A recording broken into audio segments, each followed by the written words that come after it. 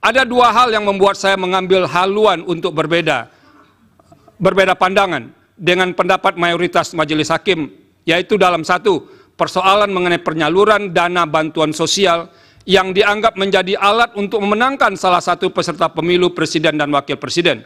Dua, perihal keterlibatan aparat negara, pejabat negara, atau penyelenggara di sejumlah daerah.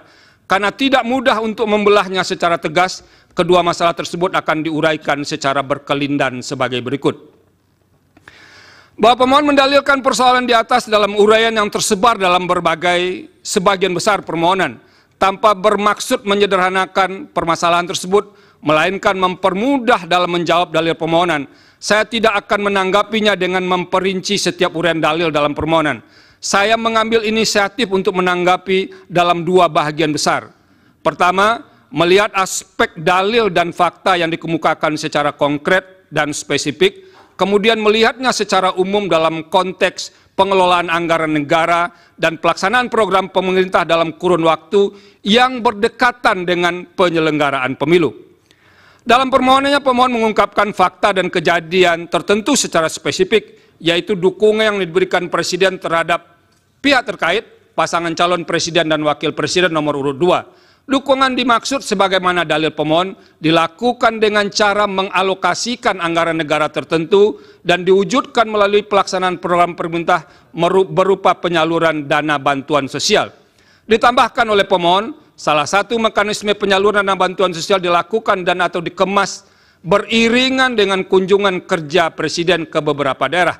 Cara demikian umum pemohon merupakan bentuk kampanye terselubung dan memberi kontribusi besar atau signifikan terhadap penambahan suara pasangan calon presiden dan wakil presiden nomor urut 2. Selanjutnya dianggap dibacakan. Namun demikian, fakta konkret sebagaimana menjadi objek penilaian di atas tidak bisa dilepaskan secara kontekstual atas pengaruh dari unsur-unsur lain yang menimbulkan hubungan sebab akibat.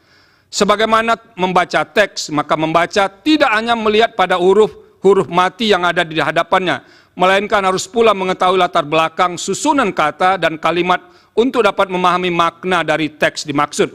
Begitu pula halnya dengan membaca sebuah peristiwa. Kejadian itu tidak mungkin berdiri sendiri tanpa ada peristiwa lain yang memengaruhinya. Oleh karena itu, saya akan menilai dalil yang diutarakan pemohon mengenai penyaluran dana bantuan sosial yang dikaitkan dengan pengaruhnya bagi penambahan suara pasangan calon yang mendapat dukungan Presiden secara kontekstual. Hal ini pun sejatinya yang menjadi pertimbangan mahkamah secara umum dengan mengambil inisiatif untuk memanggil dan meminta keterangan beberapa menteri dalam persidangan. Saya percaya mahkamah pun ingin menggali lebih dalam terhadap dalil-dalil dan fakta yang diungkapkan oleh pemohon dan memeriksa silang dalil tersebut kepada pihak yang berwenang berkenaan dengan penyaluran dana bantuan sosial dikaitkan dengan unsur-unsur lain yang menimbulkan relasi sebab akibat. Ada beberapa hal penting yang menjadi pertimbangan saya terkait dengan isu penggunaan bantuan sosial untuk menilainya dalam konteks yang lebih umum, yaitu mengenai hakikat keuangan negara atau anggaran negara dan tugas pemerintahan serta pelaksanaan program pemerintah yang diimplementasikan berhimpitan dengan waktu penyelenggaraan pemilu, inkasu tahap kampanye dan pemungutan suara. Yang menjadi persoalan besar dalam kaitan antara penggunaan uang dalam pemilu adalah berkenaan dengan sumber dana tersebut. Jikalau uang yang digunakan peserta pemilu bersumber dari keuangan publik atau anggaran negara, maka derajat persoalan yang harus dihadapi akan bertambah berkali lipat. Sebab penggunaan keuangan negara yang tidak sesuai dan dapat diartikan sebagai penyalahgunaan kekuasaan.